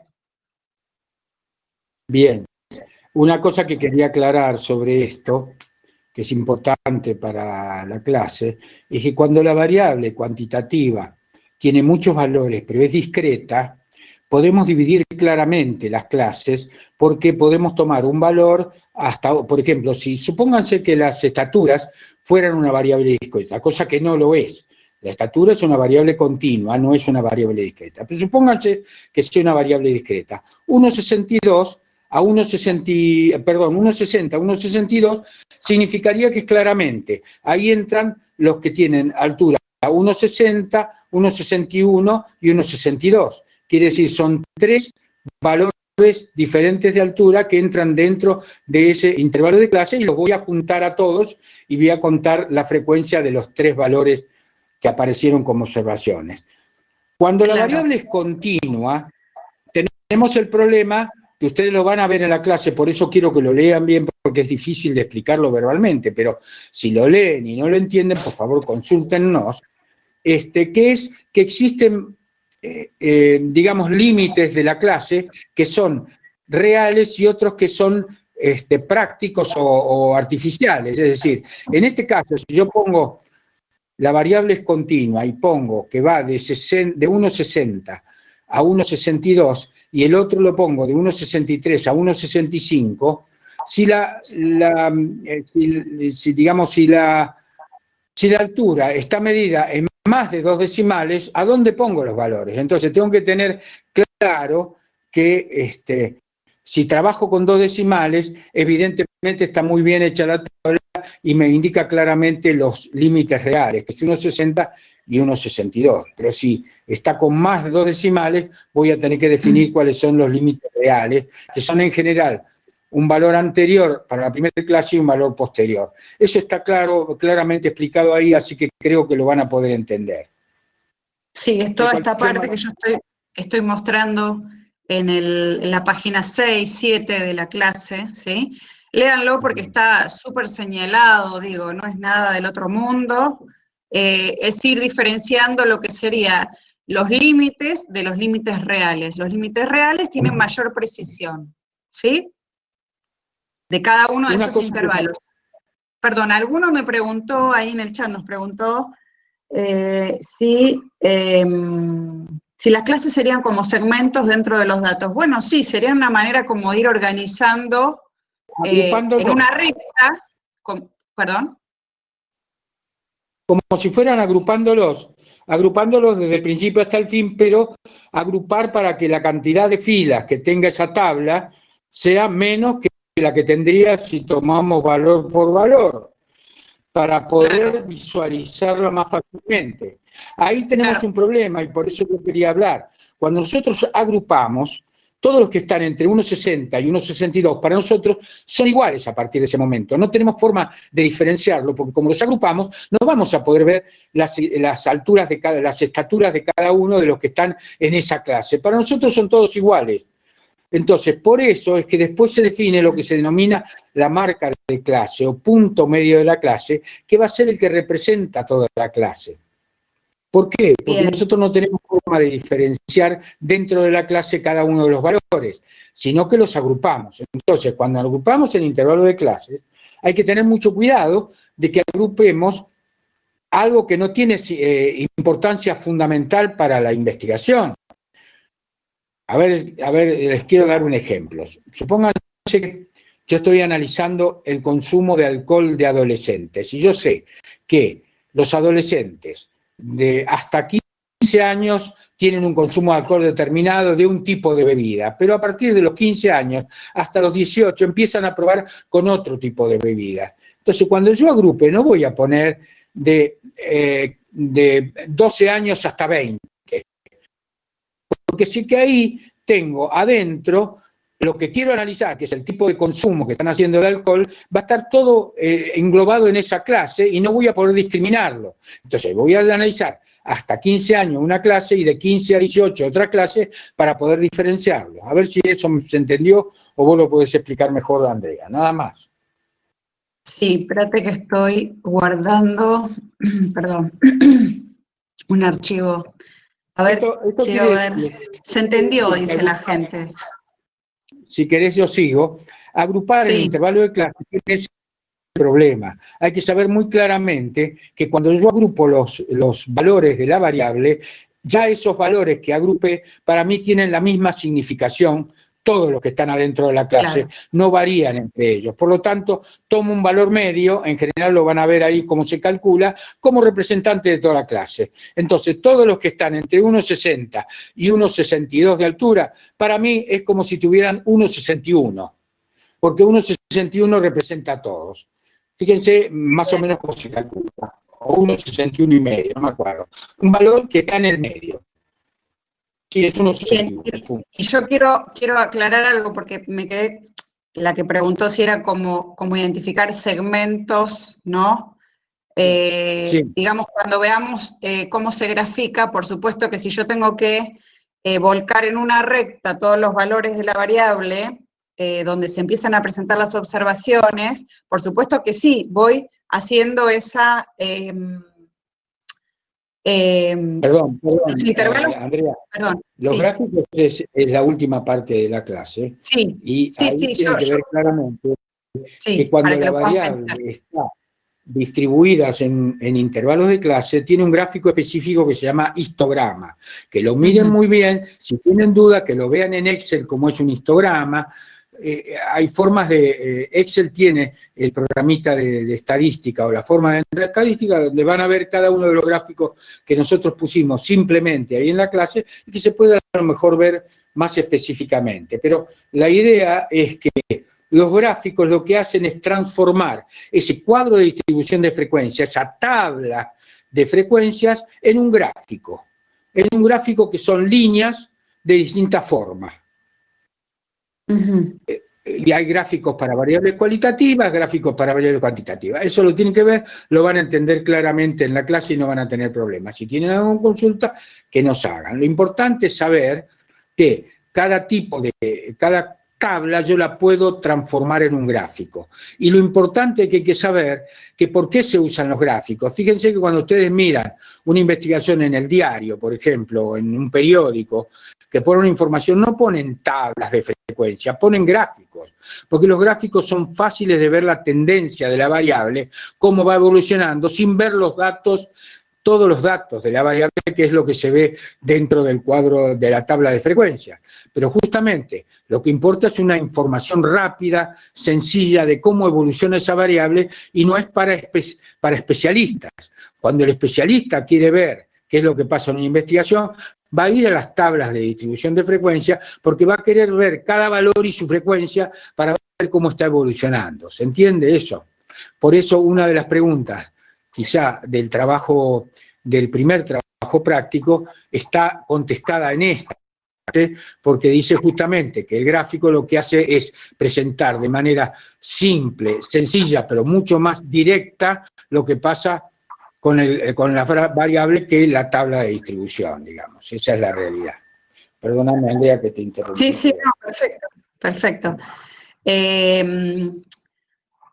¿Querés que nos quedaría en la frecuencia acumulada? ¿Querés avanzar con la frecuencia acumulada? Digo, estoy acá con la clase. Bien, yo sigo si querés. Ahí van a ver ustedes que hay otra frecuencia que se llama frecuencia acumulada. Es una frecuencia que se usa en algunas investigaciones que necesitan ese tipo de información.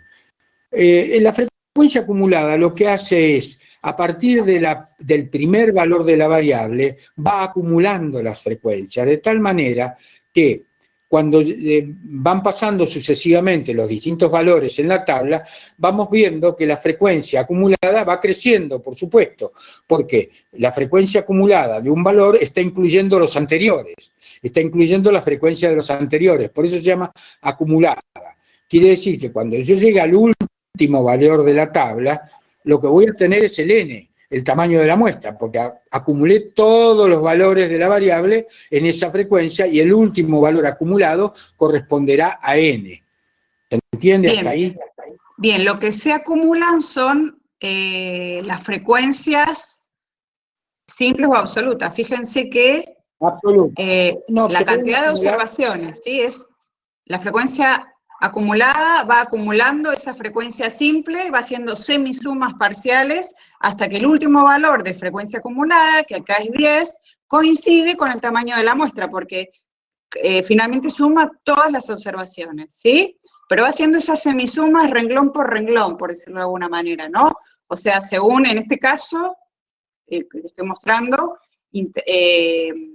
uno podría decir valor por valor de los que se presentan, pero también en este caso son intervalos, ¿sí?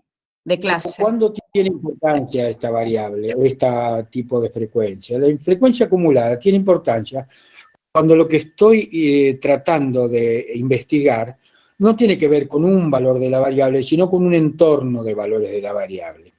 A ver, les doy un ejemplo. Supónganse que estamos acumulando las estaturas de los estudiantes como tenemos en una tabla ahí. Por ahí no me interesa, estoy hipotéticamente hablando, ¿no? No me interesa saber las alturas particulares que tienen los estudiantes que van de 1,70 a 1,72, pero sí me interesa saber cuántos estudiantes miden menos de 1,72 o 1,72, 1,72 o menos. Ah, bueno, voy a la frecuencia acumulada, porque cuando voy a la frecuencia acumulada, del intervalo que va de 1,70 a 1,72, lo que me da justamente es todos los estudiantes que están acumulados desde la estatura menor hasta 1,72.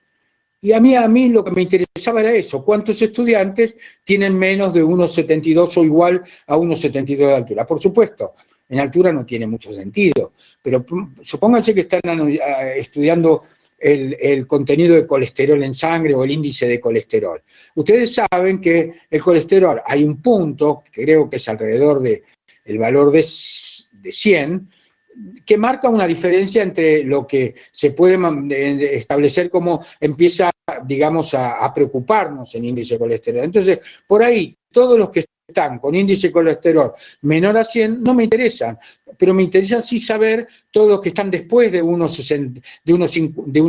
100, por ejemplo. Entonces, uso la tabla de frecuencia acumulada para calcular eso. ¿Cómo haría? Y bueno, todos los que están por encima de 100, en realidad es el n menos los que están hasta 100. ¿Se entiende? Entonces, si yo tenía 150 pacientes, bueno, y tengo 100 pacientes que llegan hasta 100 de índice de colesterol, quiere decir que hay 50 pacientes que están por encima de ese valor. Eso lo puedo hacer a través de la frecuencia acumulada sin tener necesidad de ir sumando cada frecuencia cada vez que me pregunto algo.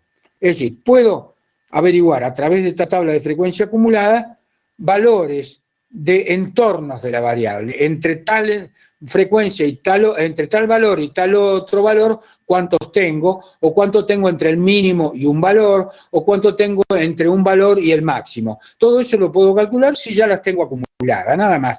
Tiene esa importancia. En general se usa menos, no es una frecuencia que sea de uso corriente, pero existe y por eso nosotros la ponemos, porque en algún tipo de información o algún tipo de investigación que ustedes puedan hacer en el futuro puede ser necesario. Por supuesto, la frecuencia acumulada también tiene la posibilidad de ser relativa, dividiéndola por n, o relativa porcentual, dividiendo la por n y multiplicándola por 100. Tiene el mismo tipo de tratamiento de la frecuencia absoluta.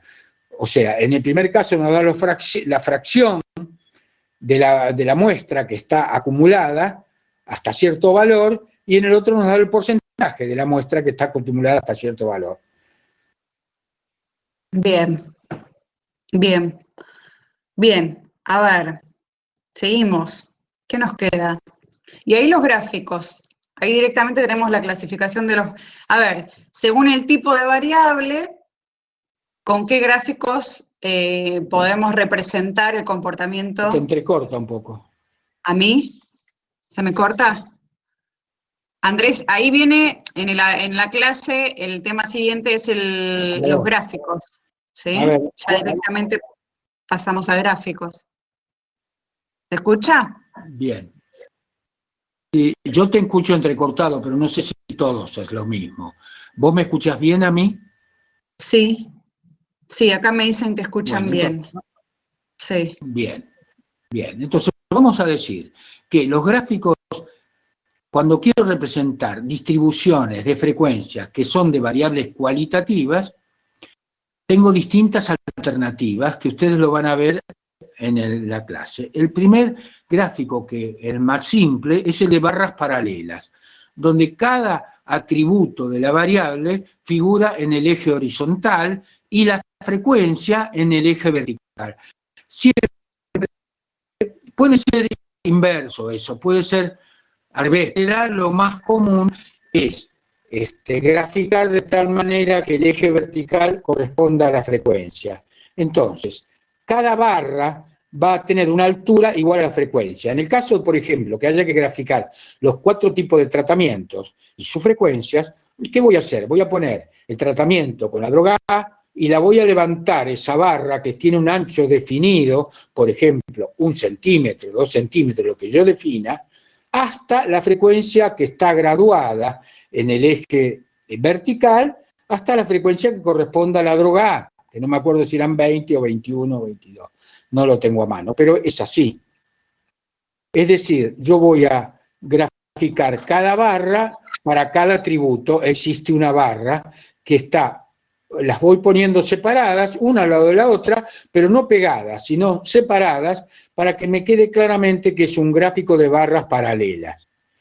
¿Qué me hace ver con eso? Me hace ver que la barra más alta va a corresponder a la frecuencia más alta, la barra más baja va a corresponder a la frecuencia más baja del atributo que estoy analizando.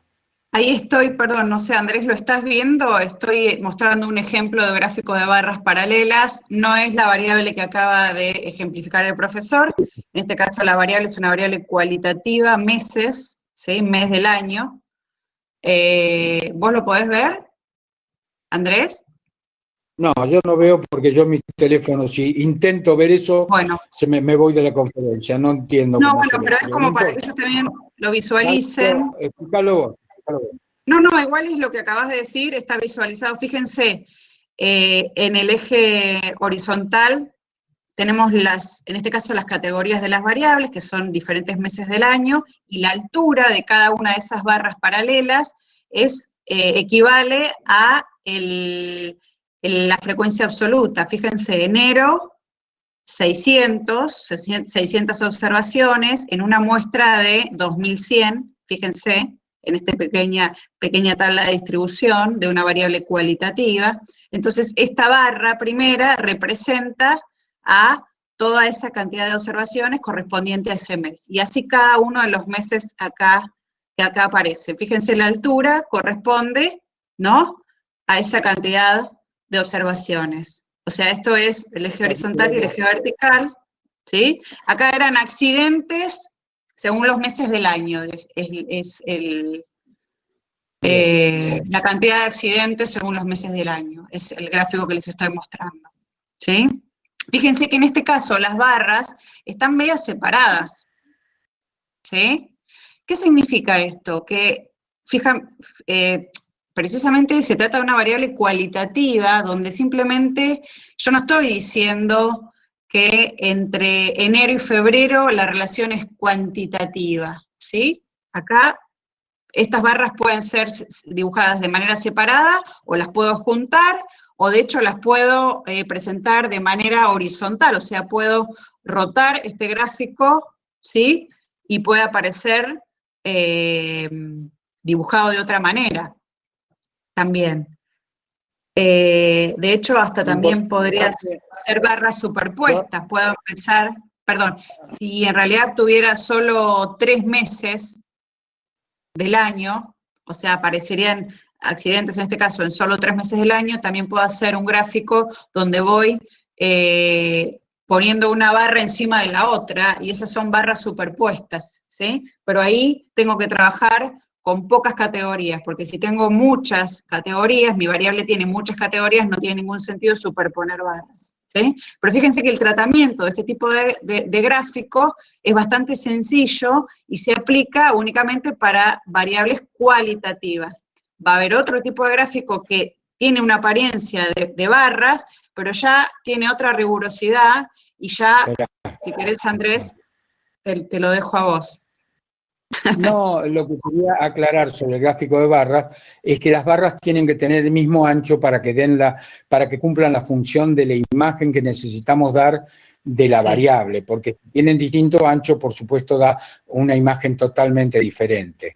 Ahí el ancho de barra tiene que ser igual en todas las barras, para que se vea claramente la diferencia entre una categoría y la otra en cuanto a su frecuencia. Y además quería agregar en el de barra superpuesta que es interesante ese gráfico cuando hay pocos atributos, como vos lo dijiste, porque en realidad se ve una parte de la variable respecto del total. Es decir, las barras superpuestas me permiten ver la fracción de la muestra que tiene un valor de un atributo, la fracción de la muestra que tiene otro valor, frente a la totalidad. Es como que me permite más visualizar una parte frente al total, que serían todas las barras superpuestas, ¿entienden? Esa es la diferencia que tienen una con la otra. Dentro de las barras de las variables cualitativas, también tenemos el gráfico de sectores circulares, o gráfico no sé. Exactamente. Ahí les voy a mostrar otra...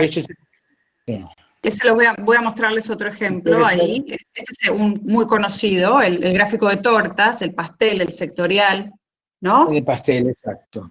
Ahí tenemos un ejemplo. ¿Cómo se representa? Sí. Sí, Andrés. Claro, en lugar de tomar dos ejes coordenados, lo que se hace es tomar un círculo como la totalidad de la muestra y se van marcando cada fracción de la muestra que tiene un valor de la variable. Entonces, evidentemente, tiene la importancia que les dije recién sobre las barras superpuestas.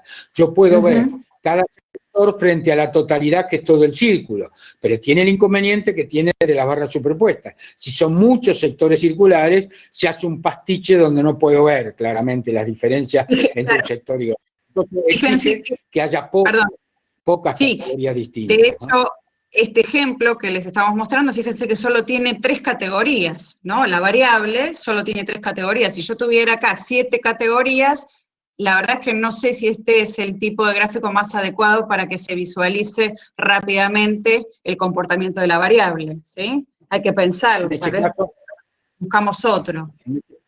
En ese caso sería más lógico usar barras paralelas y ver las 7 barras sucesivas, ¿no es cierto? Claro, como el anterior. Que hay que marcar, quizá, es que cuando la variable cualitativa es ordinal, lo único que me requiere la graficación es que lo tengo que graficar en el orden que está en la tabla.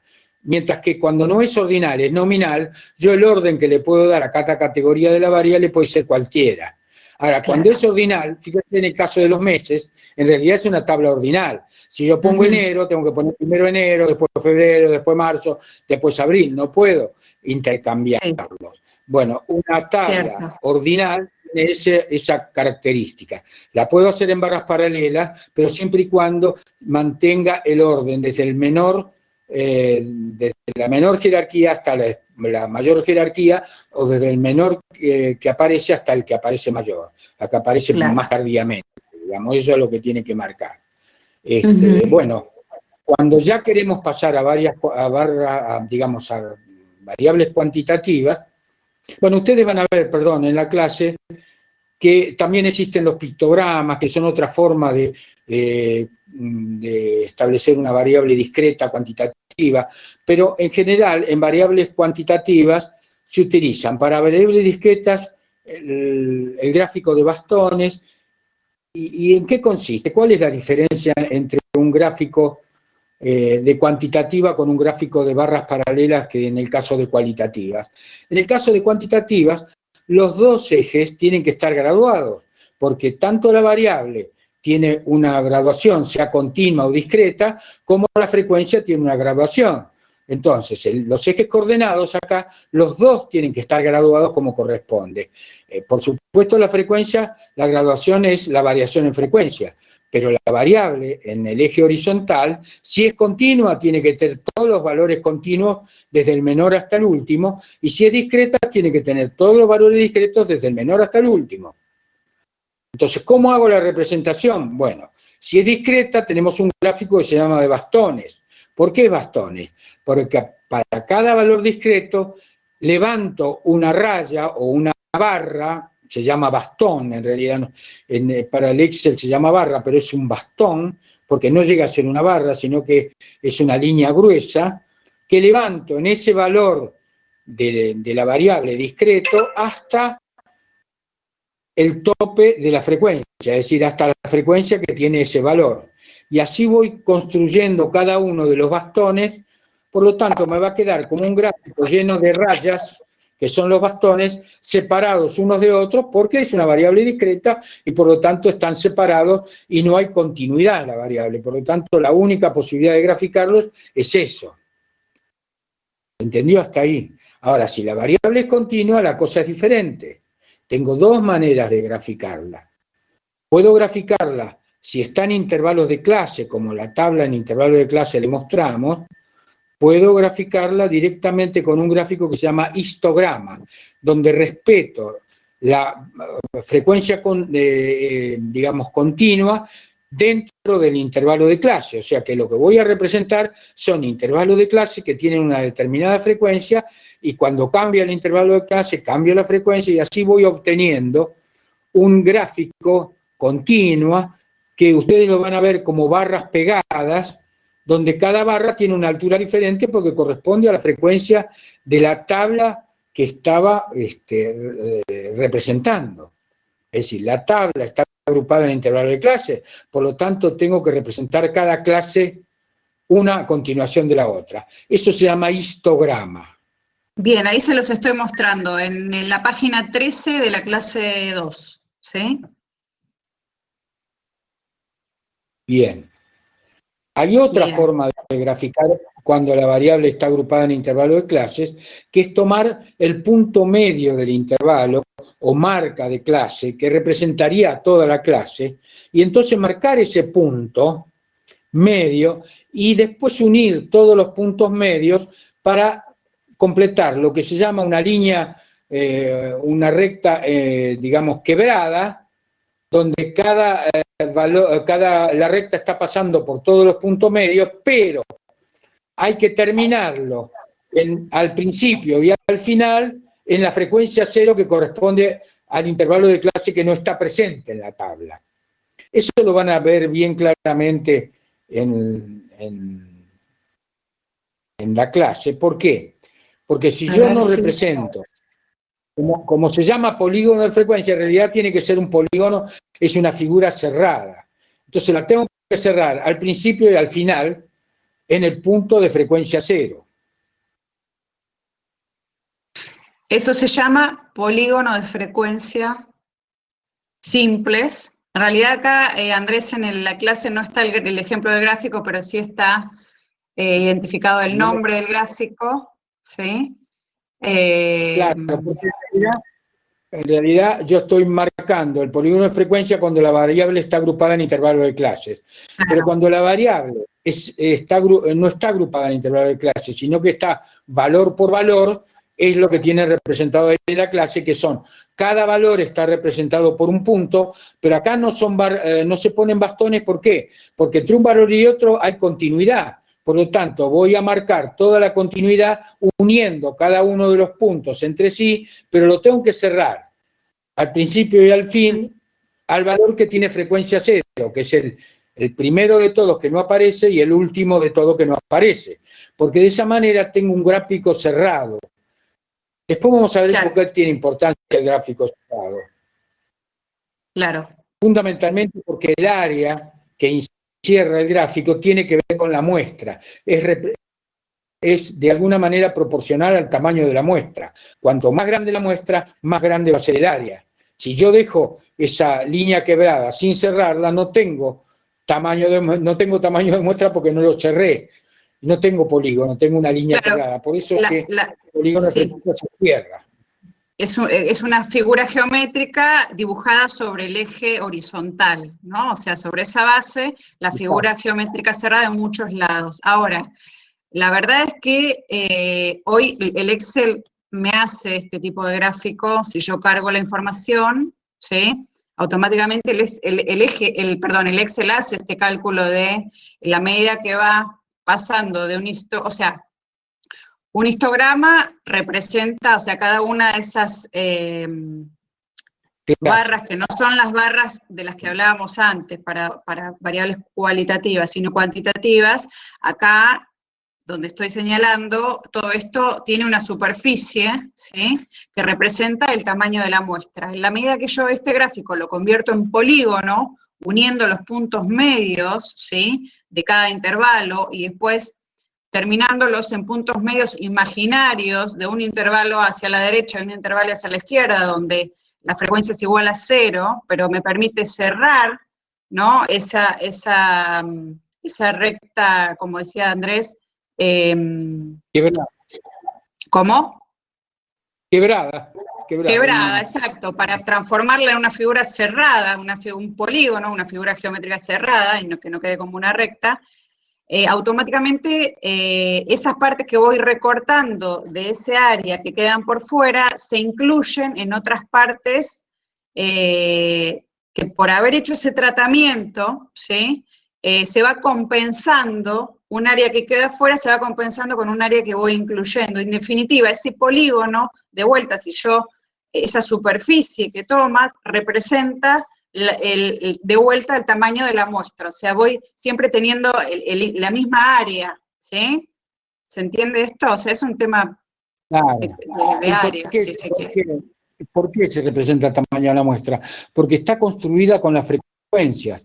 Entonces, como yo estoy construyendo una figura con la frecuencia de cada valor, al final todas las frecuencias van a estar sumadas en un n. Por lo tanto, el área total, ya sea del histograma como del polígono de frecuencia, siempre es representativo de ese n, del tamaño de esa muestra. ¿Se entiende claramente?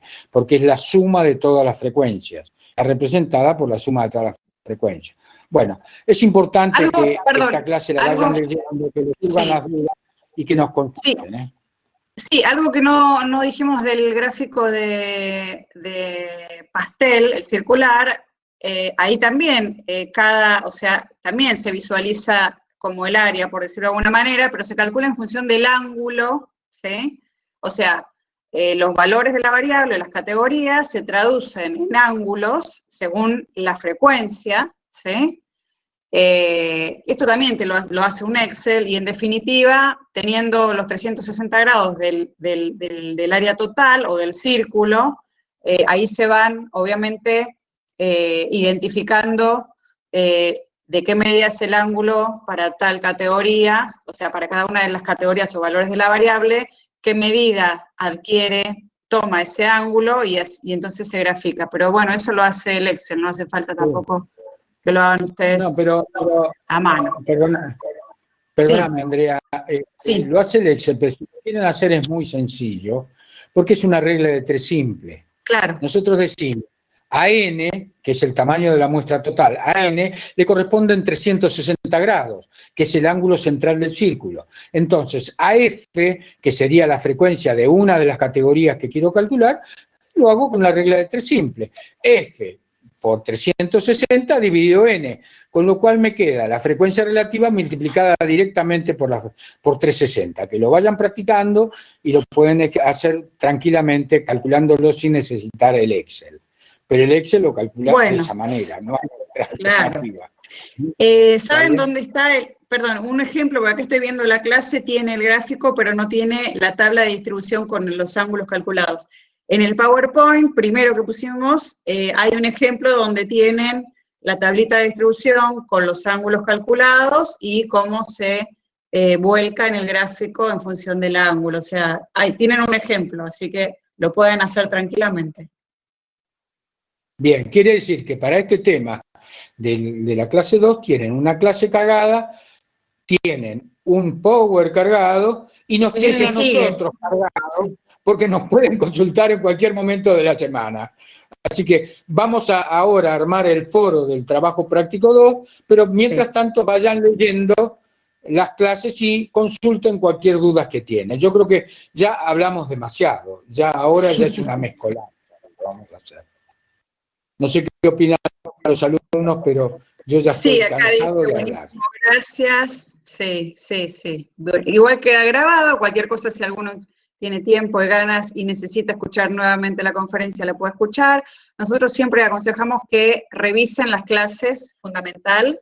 El PowerPoint es el mismo primero, que en realidad no lo habíamos terminado, ahora sí están como todos los temas, creo, avanzamos un montón.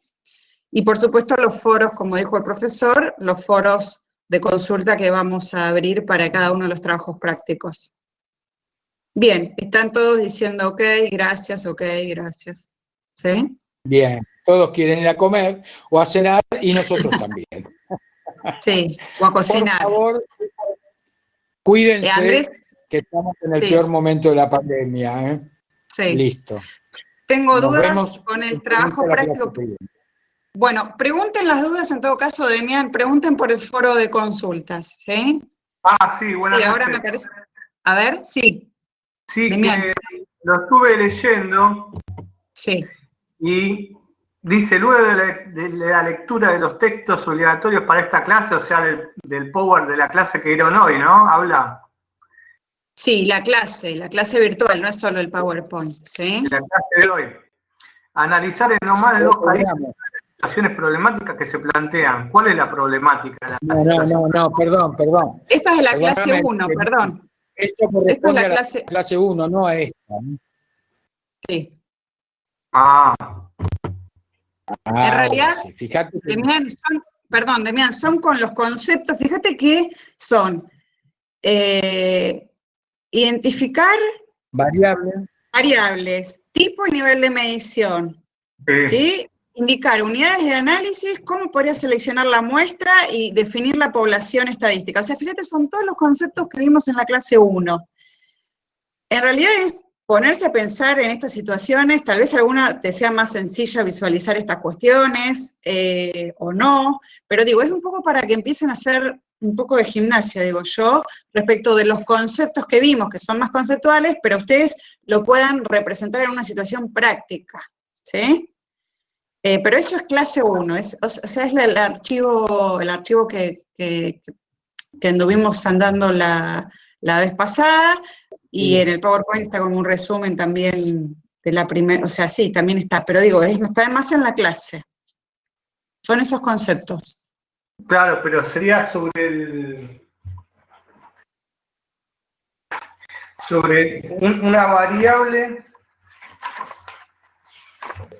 En principio al menos una variable, rápidamente creo que se puede identificar. El TP1 sería una variable, por ejemplo. Y ahí tendría que buscar hacer la muestra y todo eso. Claro, identificar tipo de variable, nivel de medición, y después pensar, bueno, perdón, ¿quién iba a hablar?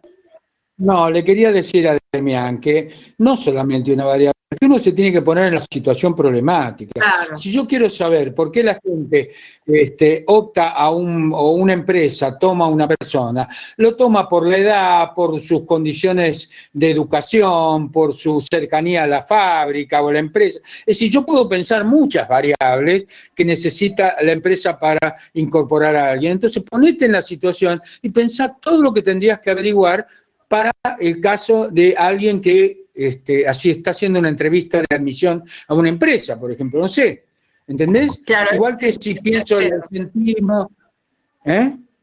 El tercero es el ¿Entendés, tercero, después el de ausentismo era el segundo. Sí, estoy viéndolos acá. Sí. Bueno, por eso el ausentismo tiene que ver con la cercanía a la empresa, con la posibilidad de estar enfermo o no estar enfermo, con la edad del empleado, con antecedentes anteriores. Es decir, yo puedo pensar muchas variables que me van a orientar para saber exactamente por qué tienen ese nivel de ausentismo. Claro. Entonces, pienso en lo que decía Andrea, esto es un ejercicio para pensar si tengo que investigar esto, ¿qué necesito saber? Claro. También como, por ejemplo, ¿Listo? yo podría agarrar, no sé, estatura de un grupo de personas y ahí buscar cómo haría para buscar la muestra, así sería. No, pero los problemas ya están definidos ahí. Vos estatura no tenés que averiguar nada. Los 3 problemas que tenés ahí, elegí uno y pensá, primero, ¿cuál sería la población? cómo encontrar la muestra y después pensar qué variable necesitas averiguar para responder a ese problema, para tener los resultados más importantes de ese problema, nada más. Damián, hacé cuenta que te contratan para trabajar, para pensar sobre estas situaciones y determinar estas cuestiones. ¿Qué se te ocurre? Empezá como a abrir un poco el juego y anotar. Ya entendí cómo es. Ya entendí. Sea, yo pensaba, el problema mío era que pensaba que tenía que buscar en el TP, pero no, en realidad hay que hacer sobre los 3 puntos esos, sobre el A, hay que elegir uno del A o el B o el C y hacer el enunciado, ¿está bien? Me fui por las ramas. O sea, tenés que pensar que te pones a investigar eso y qué necesitarías, independientemente de lo que sepas de bioquímica, de farmacia y de estadística. Vos no, de estadística necesitas saber. Sí, La idea, y para todos, la idea es que se metan como en estas situaciones problemáticas, ¿sí? O en las que más se sientan cómodos, empiecen a ampliar un poco, pensar, directamente si pueden pensar en los conceptos estadísticos, mejor. A veces no, a veces aparecen con sus palabras algunas cosas y después tratan de ordenarlo o formalizarlo un poco más en función de los conceptos teóricos que vimos ahora en la introducción de la estadística. ¿Sí?